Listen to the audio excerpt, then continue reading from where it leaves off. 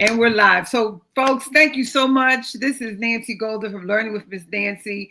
And for those of you who are tuning back in, you know, I had a little issue. I jumped the gun a little bit because Dr. Al is a dentist and you know they're working on people and their teeth and fillings and everything. So I tried to come on a little early, read his bio, but then, you know, things happen. Things happen. But he's here now. Yeah. So I'm gonna turn the light. I'm gonna turn the light on in my room. It's a little dark. Okay. So we have Dr. Alfredo Alexander, and I'm so thankful that he's here today because, you know, he's a very busy dentist. He's always taking care of people. So I invited him to be part of our community because, you know, with Learning with Miss Nancy, my goal is to show that our brothers, our men are out here helping the community and impacting the lives of early learners. So Dr. Al took from his busy schedule to join us today. Welcome, Dr. Alexander. Okay, pleasure to be here. Thank you. So I'm going to read his bio real quick, and then we're going to get right in. Dr. Alfredo Alexander was born in Cologne in the Republic of Panama and migrated to the United States of America at the age of 15. He is a decorated Vietnam veteran. So let's give him a hand. Woo! Thank you for your service, sir. He has been in private practice for over 34 years. How many years now, Dr. Al? Well, it's a little bit more. It's about close to 40. I think so too. Okay. Yeah. Dr. Yeah. Alexander is a graduate of the University of Pennsylvania School of Dental Medicine. So for those of you who are into credentials, he is credentialed from an Ivy League dental school. Thank you very much. He is a member of various dental organizations and study groups, such as the American Dental Association, the National Dental Association, the New Era Dental Society, and the Cosmetic Consortium Study Group. He specializes in reconstructive and cosmetic dentistry. Dr. Alexander is bilingual and is fluent in both English and Spanish and some understanding of French. He has a passion for people and his profession. His mission is to optimize the quality and happiness of life for all patients by providing healthy, pain-free smiles. And if you see my smile, full disclosure, Dr. Alexander has been my dentist for a number of years. And all of these years, Dr. Alexander, I didn't even know that he's from Panama. Because to hear his accent, I thought maybe, I was thinking Grenada, maybe the Bahamas. But he's from Panama, which is a Latin American country bordered by South America, and he speaks Spanish. Who would have known? So, Dr. Al, welcome. Let me ask you, Dr. Alexander. Yeah. What made you, okay, when you think about a dentist and parents with their early learners, you know, they don't really understand sometimes the importance of bringing their young children to the dentist. That's like ultimate importance, right? Yeah. Okay. Why is that important? Well, it's important because, you know, it's naturally, you know, your teeth are part of your body naturally, you know, and it's important for your health. Mm-hmm. Your health starts from there. Yes. From your mouth, what you consume is who you are, you know. So how early should a parent bring their child to the dentist to get an exam? Well, the rule of thumb is about 5 years. Okay. 5 years, yeah. But Doctor, I remember when my son, for example, who is now 38, he doesn't have any cavities, and you were one of his first dentists.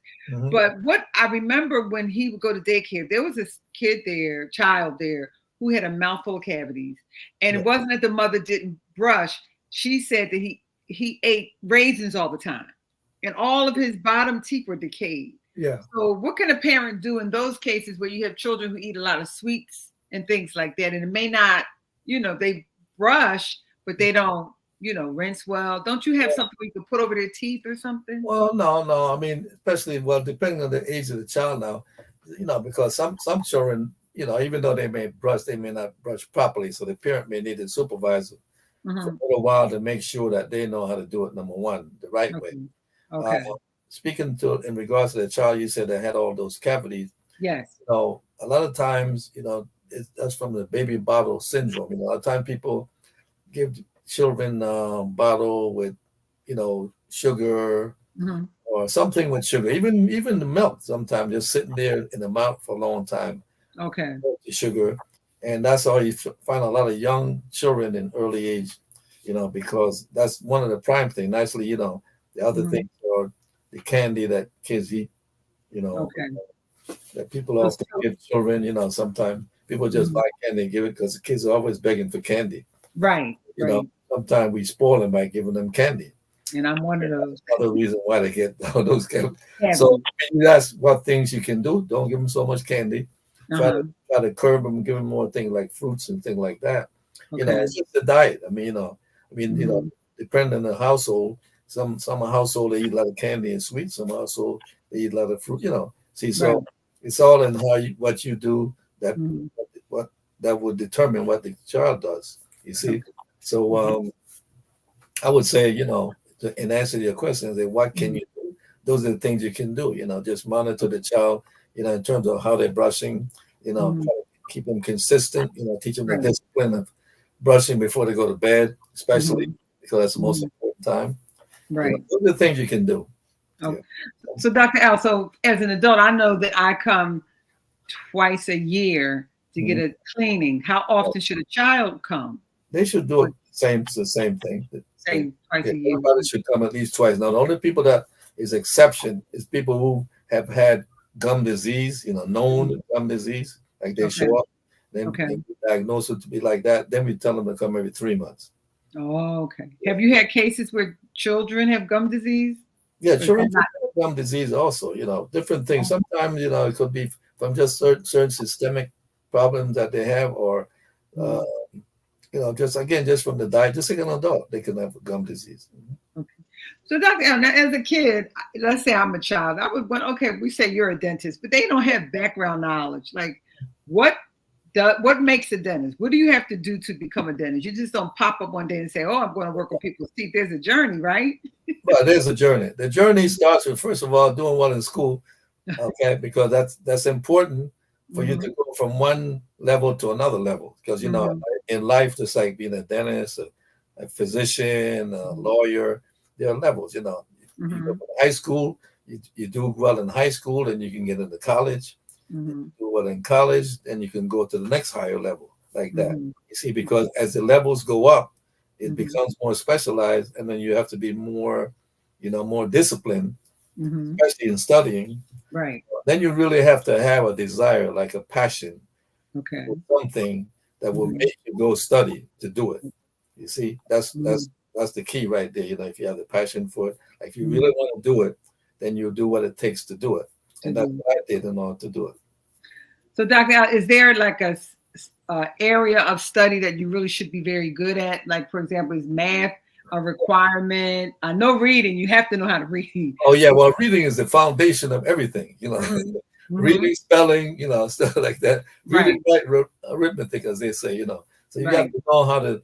That's your base. right, Okay, because everybody should be able to know do that. Doesn't matter whether mm-hmm. you go to college or not. You see, Right, but okay, from that now, then you have, I would say, for the sciences, yes, certain profession requires science. Okay, mm-hmm. one of them is going to med school if you want to go to be a doctor. If you Mm-hmm. want to be a dentist, the same thing. You have to take the sciences, Mm-hmm. the same requirements. And of course, engineering, Mm-hmm. same thing. Depending on what type of engineer you want to be, it's got the science. Like a researcher, or a scientist. Science is important. So Right, naturally, every part, okay, it's mm-hmm. specialized. So, like say, Mm-hmm. to be a dentist, naturally we specialize in looking at the teeth and the oral cavity, everything in the mouth. It's not just teeth, your teeth, your gums, the bone, everything that has to do with your mouth. You see, because Okay, we can even some are taught how to identify oral cancer. A lot of people have cancer that started in the mouth.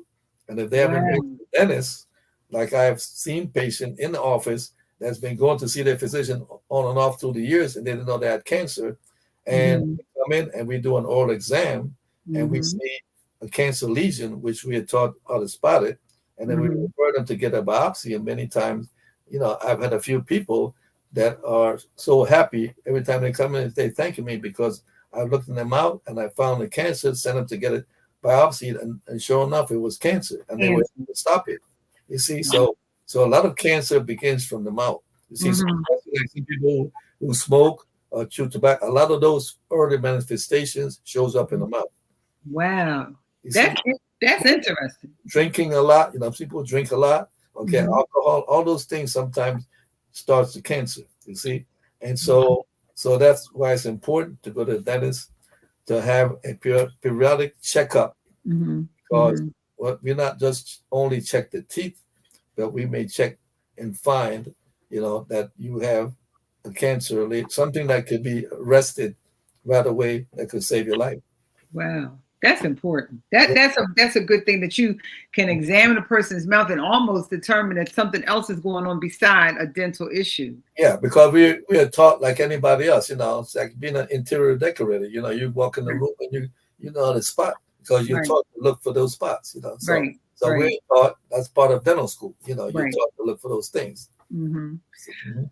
So, Dr. Al, you have a very interesting story. Like, how did you're figuring, okay, you were born and raised in Cologne, in Panama. Yes, You come to the United States at the age of 15. right. I think your story, when you were telling me, it's so encouraging, especially for children and young adults when they think that the world, is just not worth living anymore. I Mhm. have hard times. I can't make it. Yeah, Your story to me is an encouragement for anybody that thinks that they can't make it. yeah. Can you share with us? How did you get here? It wasn't handed to you. It wasn't handed to you. You weren't But, you weren't like giving us say, okay, we're going to make sure we give him money to go to school and become a dentist. It didn't happen like that for you, right? yeah. So No, I can mean, you share that? I think it's just I would encourage the children to just have, a optimistic outlook on life. This way that you can do it. Everything depends on you. Mm-hmm. You see, it doesn't. Don't try to make it depend on what somebody else is doing, but you just have to go in yourself and just have that determination. So ever since I was a child, I always aspired, without even thinking about it, only because, children are influenced by what they see. There was a doctor on the main street, in Cologne, Mm-hmm. but of course he was white Mm-hmm. and a white Hispanic, white, because the Mm-hmm. Spanish country. Right. And it was a very large window. And I used to pass by there coming from school. And I was looking there and I never went in, but I knew it was a doctor's office. And it just impressed me.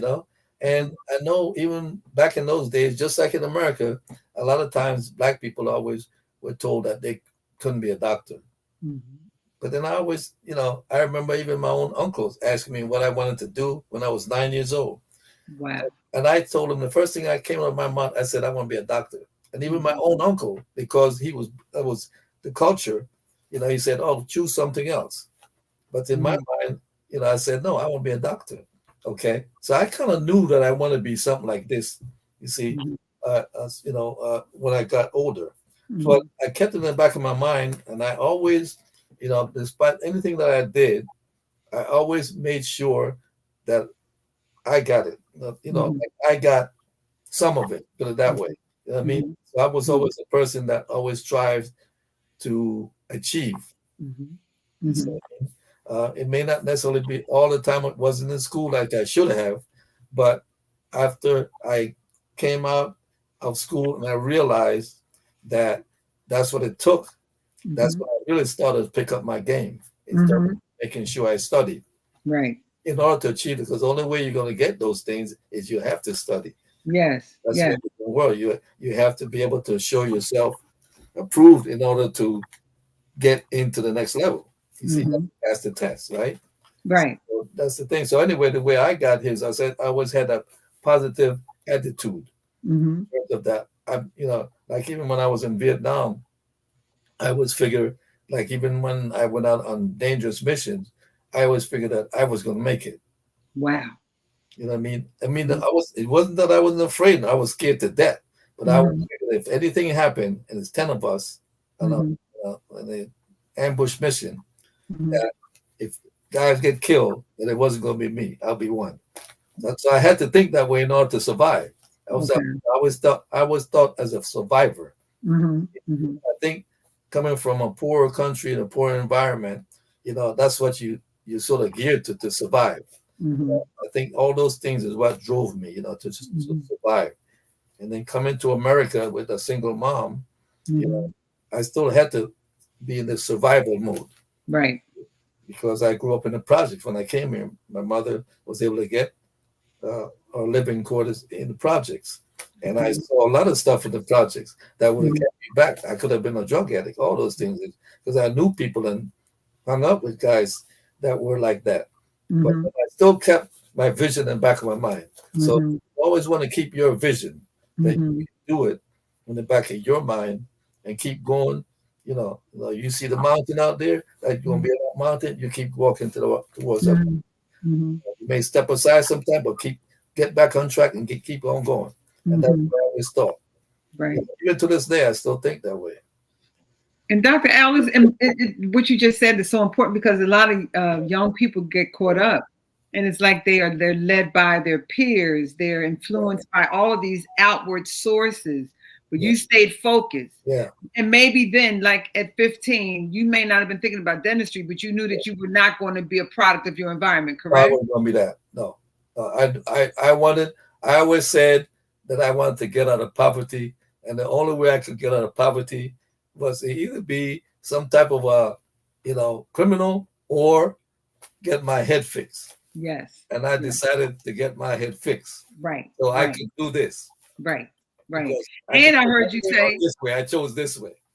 And you were saying that, you came out of the projects. And so that's what I'm saying. Sometimes we get caught up in these ideas that, if you come out of the projects, you're not worth anything. If you come out of the ghetto, you're not going to make it. And that is not the truth. And we tend to believe the lie. No, we can't believe the lie, right? No, you can't believe the lie. I used to have buddies that said that, like I said, when I used to hang out, because I hung out in the corner with guys when I was coming up back then. And I would hear guys in the corner say, well, I'm a wino because my daddy was a wino.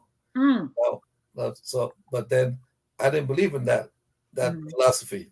And I said, I'm not going to be a wino just because my daddy was a wino. Right. I'm going to be what I want to be. Right. You know what I mean? I didn't dwell on that. So guys just followed a certain pattern. And so they continued that. So with myself, I always, no matter what, even though I was hanging in the corner, I always had in the back of my mind, that I had to move forward. Yes. When guys said, let's go do something mischievous, I always found a way to go the other way. The other way, you see. So I was always very good at manipulating my way through that situation. Yes. So that's basically it. I'm just saying, it's just, again, is you have to develop, a mindset about yourself, and a positive mindset. Right. Do it. I mean, to survive in this world, that you can do it. But Dr. Al, coming along, okay, were you involved in like outside organizations? Did you have a mentor along the way? Was there anybody that helped you along, or did you just have the self-will to achieve?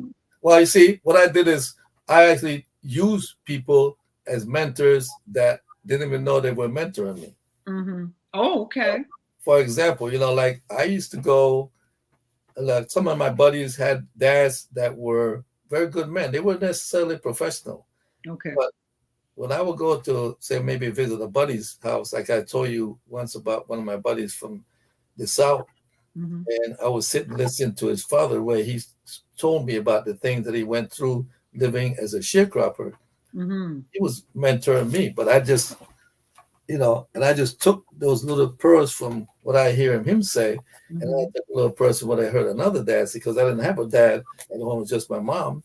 I would take all those people along the way that I just talked to.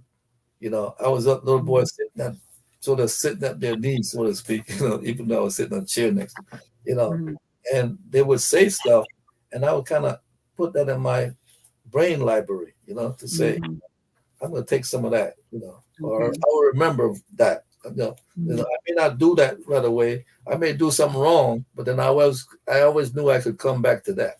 That's something, I mean, that if I only did that, that's how, I would, I could do better. You see, that's what I'm saying. So Dr. Al, so you had a single mom. So I know that you had a great influence from your mother, because the expectation was to succeed, right? Yeah. My mother was a hard worker. My mother was a domestic. And Mm-hmm. mother only had an eighth grade education. Mm. But she never complained about. I never heard my mother say she couldn't pay the bill or even complain about it, even though she kept those things to herself. So Mm-hmm. I always felt, and I think that's what gave my mother was probably my greatest mentor in terms of being mentally tough, being Okay. able to just really, like as they say, I'm a workaholic now. It's because Mm-hmm. I'm kind of like her because she just always got up, went to work, always did things. She would, as I said, she was domestic. She would stay work overtime by keeping those people's kids that she worked for. Mm-hmm. Later, then she was supposed to come home, and we were home eating like food she cooked from the morning. Mm-hmm. See? So I'm just saying. So, but just looking at her life and how she handled things Mm-hmm. makes Mm-hmm. me the man that I am. And it's wonderful because Dr. Al, I just often look at, when you look at TV and a lot of our young people just seem to be falling by the wayside. Yeah, And we want to blame the household. We want to blame the yeah, school. We want to blame the government. But it seems like to me, we have to take more accountability. And yeah. that's what you did. You took accountability for yourself, Yeah, and so we got to put more emphasis on people right. taking responsibility and Yeah, learning how to do that. You yeah. can't blame everybody. You have Because to at the teach end of the day, you got to right. look at you, right? Right. Hmm. Everybody got to carry his own cross. Right, right, Okay. yes. You have to Mhm. make sure that you carry yours. Right, right. That's it. And Dr. Also, I'm sure I can just imagine because I'm looking at you, and every time I see you, I'm like, this man is so healthy, Yeah. guys and gals. Everybody who's tuning in, he's very, very healthy. And Dr. Al Mhm. is, you don't mind sharing your age. How old are you, Dr. Al? Well, I'll be 79 this August. He can beat me running because I used to walk around St. Joe's. Dr. Al would be running, and he says Mhm. to this day he still runs around the track. And if you saw me, as nobody fat, he's very built, he's in shape, he eats well, and that's taking responsibility again Yeah, you for have to your take health. Right, for your health. right, for your health. So, Mhm. Dr. Al, all of this goes back to your will to do Mhm. what's right, Yeah, yeah, and so I think a lot of us have to just maybe dig deep and say, what's inside of me yeah, yeah. that can prevent me from going down the wrong route, Right. you know?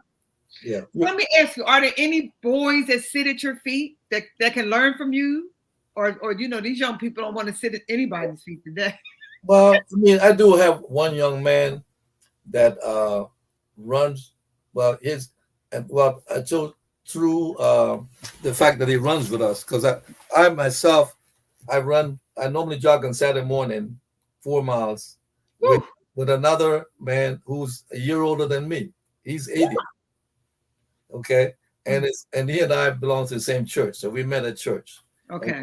and because we had the same passion when we get together, and traditionally we always go out to the park on Saturday morning and we Hmm. do 4 miles early in the morning. Though we run at 6, I so can't even walk 4 miles, but go on. that's it. We're military guys, so we get up at 6 and go out. But anyway, we Okay. have a young man that we bring along with us. He's about he started with us when he was about 15. Hmm. He's about 19 now, and he's a foster child. Okay. He actually, yeah, he's a foster child of one of the ladies that go to our church, and then Hmm. actually, we sort of mentor and bring him along, and Hmm. so we try to guide him in anything that he's in, like Hmm. all the way through when he was going to his prom, anything that he did brings up, then we try to give him like a fatherly advice how to Right. handle it. Right. Now he's sort of like in his first year of college. Hmm. You Hmm. see, so the answer to your question is, yeah, I do have young men here and there that would sort of like seek me out and ask me. And I So think if they look at this video, they'll probably listen, and there may be more that might reach out to me and say, "Who is that doctor again?" So you might have more. No, because Dr. Al, you're an inspiration. And let me ask you this: yeah, I know for you, I'm sure when you were in dental school, yeah. it had to be challenging on many levels. I understand. What was the greatest challenge for you? Um, Because you're going to an Ivy League yeah, school back then, and I'm yeah. sure racism had to be prevalent. Well, that was the first. That was the first challenge. Well, see, because naturally, knowing, I'm black, you know, Right. and first of all, I want to let everybody know I'm proud that I'm black. Okay. Amen. I'm a black man, put it that Yeah. way. See what I'm Yeah. saying? I'm not, Yeah. I'm not, nothing else but a black man. All Yeah. right. So now I'm in a white environment, Mhm. and uh, and I realized where I was at, but I knew Mhm. what I was there for. See, that's another thing. When you go into those environments, you just want to make sure that I'm coming here to get something. So Oh, I went in there because I wanted to get something that they have. right. And so you have to have that kind of mind, even Mhm. though you know the guys on the right, the guy on the left of you, he doesn't like you. He don't want you there. But Mhm. you know what you wanted, you came for it. So you come and you get it. Right. See? And so I excelled even in that environment because Mhm. again, you have to be self-assured of yourself and what you want to do. You Right. can't go in there feeling whatever, Mhm. that you gotta be strong in yourself. That's Right. the only way I can Right. say it. Yeah.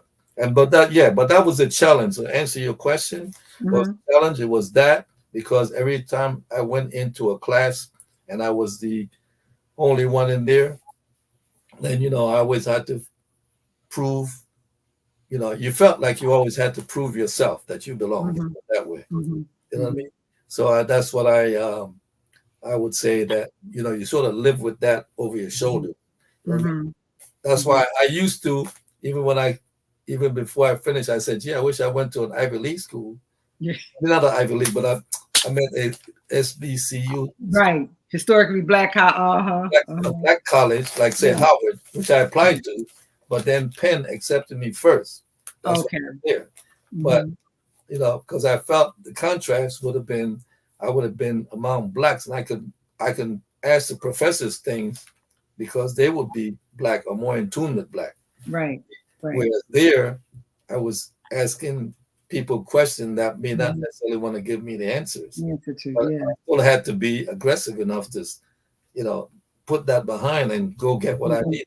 You see, And that- so those are the things you have to just be mentally tough to just right. go through that, and that's how you succeed. Right. Yeah, Right. But that's what I'm saying, Dr. Al. More people should sit at your feet because here you are. One, we can say immigrant yeah, because you yeah, weren't born right, here, so yeah, you immigrated yeah, here. Then you lived in the project. So because we got all these excuses. So I'm just trying to yeah, show people yeah, you overcame. yeah, Okay. Because none of my friends, we're all born here. yeah, So yeah, that's yeah, excuse number one. yeah, So you came here from another country. yeah, Then you speak, okay, you're in Panama where they speak Spanish, yeah, even though you were speaking English too, but you had yeah, dual, because language. my ancestry is from the islands. Okay. So my ancestors, okay, my history is that my ancestors migrated from 4 islands. Okay. The Alexanders are from Saint Lucia. Oh, See, they came to Panama first during the okay. building of the Panama Railroad. There wasn't even a canal then. Okay. There Okay. was my great grandfather. He came there in the 1800s, Mm. and at that time Panama was part of Colombia. Colombia Mm-hmm. was the country, Mm-hmm. you see, but Panama was just a little part coming to the north of Colombia that was Mm-hmm. part of Colombia. That was the Mm-hmm. territory of Colombia. Mm-hmm. And so it was the skinniest part of the Americas that Okay. would go from the Pacific to the Atlantic. So Mm-hmm. everybody in the world, shipping, whatever it is, industry, wanted to find a shortcut Mm-hmm. going from Europe to Asia. You know what I mean? So, Right. so to get the shortcut, you come this way. Okay, from, let's say you came from Europe and you want to get over to Asia, the shortcut. Okay, Okay. I mean, then you will go through the canal to Mm-hmm. go to the Pacific to go over into Mm-hmm. Asia. You see, Okay. so Mm-hmm. in order for them to do that, back in the days before they had the canal, they had to go all the way down to the South Pole to come back up Mm-hmm. like that. Okay. It was Right. dangerous. So I'm Right. just saying. So Panama got its independence uh, from Colombia in 1903. Okay. See, and the reason why that was done, it was an arranged deal in that the people there that lived in that area of Panama, they were Mm-hmm. mainly farmers, and they wanted to have their independence from Colombia. Okay. So they made a deal with the Americans that if you help us get our independence, you can build a canal to our country. And that's what Oh. we did. They built Okay. a canal through, they called it a treaty, the Panama Mm-hmm. Treaty. Okay. which lasted up until the 1990s, which they Mhm. returned the canal back to the Panamanians. Now the Mhm. Panamanians run the canal, but before the Americans were running, Mhm. because they had a 90-year lease on the Oh, canal. You see, okay. it's like leasing your home for somebody to pass through. Right. You see, Gotcha. from one street to another. Mhm. So Mhm. now they have to give it back up. You take back over that spot. Right. And that's Right. what they did. They took it back over. Mhm. Mhm. So my ancestors came there during the building of the canal. You see, Okay. first the railroad. My great grandfather came first, but then Okay. my other ancestors, like my mother's mother, my mother's father, came then during the building of the canal. Mhm. And and that's how I'm a product, a second generation, born in Panama. You see Okay. that. But Gotcha. my parents were born there, and then I Mhm. was born, and then after that we migrated here. Wow. Okay, yeah. That's why I said you are a walking history book. We might have to have you just come to other programs and speak so that people can understand. Like Yeah, Dr. Al, I think the more you know, the better you can serve yourself and others. I yeah, think and yeah, a lot of our children just don't know enough information about themselves or their history. yeah, Otherwise, we wouldn't be acting out the way we do. You yeah. know. And Mhm. so, Dr. Al, my other question is like, when you think of young people today, Mhm. what would be some of your, because I know you have zero tolerance for excuses, I'm sure. No, no, no, no You don't even excuse. want to hear it. No, no, And likely so. And no. likely so, because you have conquered all of the you could have had a ton of excuses, but Yeah. you're Vietnam vet, coming from another country, Mhm. you're a black man entering to a society of all, mainly white people and trying to Yeah, get the grade to become a yeah. you could have made all the excuses in the world, but you persevered, No, right? because excuses weakens you. Yeah. Yeah, So what would you say to encourage like these young people today, even the early learners, like you can do it. Some of them yeah. don't think that they can because they look around and say, well, I'm gonna say I have a single mom. That's not an excuse, right? No, Well, I'm a foster kid. Can't make excuses. So what would you say to encourage these folks who may think that their yeah, life is an excuse when it really isn't? As long no. as you can breathe, you have a reason to live. Yeah, yeah. Again, like I started off saying, you just gotta have a sort of a self-esteem. I'm sure you could see how even when I tell you I'm a black. So I said I believe that you Mhm. know, I always thought that way that Mhm. I am. I mean, Favored. right. I'm favored. I mean, in other words, if everyone's handing out something, they only had 10 of them, I'm gonna get one. You want to get one. Right. No, Right. that's the Right. point. That's the point of it. That's where I live my life. I'm getting Right. one. I'm gonna be one of those guys that get it. I Right. told you that if we got into a skirmish, I said I'm one of the guys. I'm gonna make it. Right. Right. So Right. I was always that's the way I always thought. You know what I Mm-hmm. mean? I Mm-hmm. just thought that I was that special. That I was gonna. You know what I mean?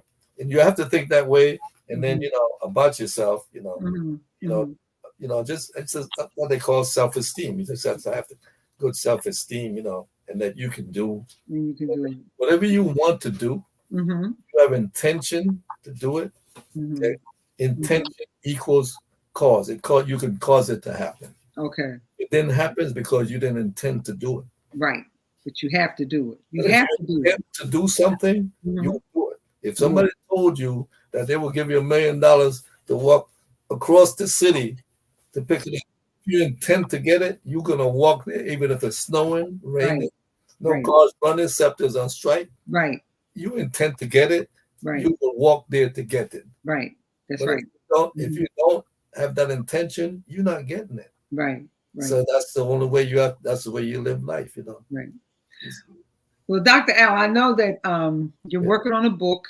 Yeah. So I know that I'm ready to receive it. What's the title of it going to be? Well, I thought about it many times, and I just figured that, when I look back at everything that has occurred with me, is that I'm just favored. Mm-hmm. I think that there are many people that are favored that they just don't know it. Mm-hmm. You know what I'm saying? They may take it for granted, but I know that I've been favored, and I just not very long sort of figured that out. Mm-hmm. I was always wondering how come I was getting into this and then I'll get out of it. Even when I didn't think I was going to get out of it, and I get out and I go Mm-hmm. in and then something happened, I get out. Mm-hmm. Mm-hmm. And all I did was just kept a positive attitude that, you know, there'll be a way, some way I'm gonna get up, and I did it. As long, you can't just sit back and just say, oh, the Lord's gonna do. Right. The Lord wants you to get up and go too. And go do. He say you're gonna get it, but you go and Mm-hmm. believe that you're gonna get it. Yeah. If you do that. So when do you think your book will be ready? Because as soon as it's out, I'll be one of your first customers. I don't know. As soon as somebody I can get together. Okay. I have to get a chance. I have to find. That's the thing. Is just one of my biggest things though is I'm a procrastinator. I'm procrastinating. Oh, okay. That's my weakness. I have to just simply sit down and do it. Yeah. Okay. Well, we'll let you get away with that, Dr. Al. You have so many wonderful characteristics. Procrastination. Yeah. We'll let you slide with that. We'll let you slide with that. Yeah. So, Dr. Al, we know you got to get back to your parents, our patients, and I thank you again for coming on. And I know you've been very busy. You're encouraging to me, and I know I'm looking at the numbers. People have been tuning in, and one thing about YouTube, they can play this over and over and over again. Yeah. So, before we leave, do you have any closing thoughts for my audience? Well, hopefully that I've said some things about myself, because that's really what I live by, Mm-hmm. And basically really, again, when I say favorite, I just believe that God is who he is. Yes. That's what you should do. Yes. Because really, the creator of all of this is God. Yes. And then you just know that he wants the best, and then naturally, if you just follow those principles, mm-hmm. then that you will be successful. Yes. Amen. That's all I could say. Well, Dr. Al, you have to say something in Spanish for us. Okay. Not that we understand. Mucho gusto de conocerte. Okay. Okay. Mucho gusto means very much. Mi nombre es Alfredo Alexander. Okay. Yo nací en Panamá. Okay. Okay. En la ciudad de Colón. Okay. Yo vine aquí cuando tenía 15 años. Okay. Y ahora soy dentista aquí en Philadelphia. Okay. I know what key means here. I got that much. Yeah. What I said, first of all, it's good to meet you, I guess, the audience. Yes. And, and then I told him that I was born in Colón, Panama. Okay. And I came here, as I was 15. I sort of repeated that to children. And that's it. And now I'm a dentist here in Philadelphia. That's what I ended up with. And Dr. Al, before we go, if anybody needs to come to your office, it's 5906? 5906. 5906 West Girard Avenue. Girard Avenue. And the phone number is 215-748-0881. Okay. So did you guys get that? He's in West Philadelphia, 5906 West Girard Avenue. So the 15 trolley now. They restored the trolley. So just stop right the trolley if you don't even drive. And even the bus stops across the street. So stops right across. The trolley is the bus. That's right. Wonderful, Doctor. You can see my smile. See? Yeah. Right. She's a poster. Thank you, Dr. Al, and thank you all and if you have not, please remember to subscribe to my channel and watch this video again and share with all of your friends. Thank you, Dr. Al. Oh, you're most welcome. It's a pleasure. This has been wonderful. Okay. Bye-bye. Dr. Al, let me see. I'm going to close. Okay, so